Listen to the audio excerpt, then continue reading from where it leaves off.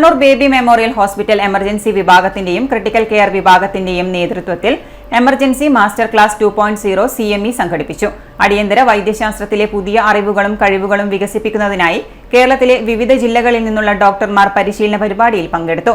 Kannur baby memorial hospital CEO Niru Mundayadan ഉദ്ഘാടനം ചെയ്തു. അടിയന്തര വൈദ്യശാസ്ത്രത്തിന്റെ വിവിധ വശങ്ങളെക്കുറിച്ച് വിദഗ്ധരായവർ പ്രഭാഷണങ്ങളും ഇന്ററാക്ടീവ് വർക്ക്ഷോപ്പുകളും നടത്തി. ബേബി മെമ്മോറിയൽ ഹോസ്പിറ്റൽ കണ്ണൂരിലെ emergency medicine, critical care, anaesthesia എന്നീ ഡിപ്പാർട്ട്മെന്റുകൾ സംയുക്തമായി സംഘടിപ്പിക്കുന്ന എമർജൻസി മാസ്റ്റർ ക്ലാസ് ഇന്നിവിടെ നടന്നുകൊണ്ടിരിക്കുകയാണ്.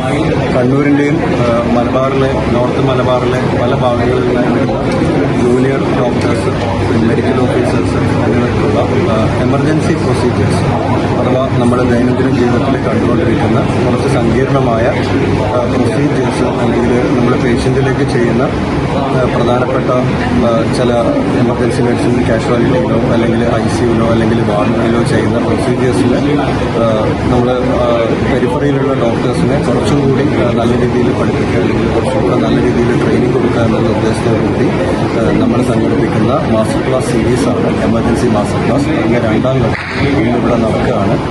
ഇന്ന് നോക്കുമ്പോൾ നല്ല റെസ്പോൺസ് ഉണ്ട്. ഒരുപാട് ഡോക്ടേഴ്സ് എത്തിയിട്ടുണ്ട്, പല ഭാഗങ്ങളിലായിട്ട് എത്തിയിട്ടുണ്ട്.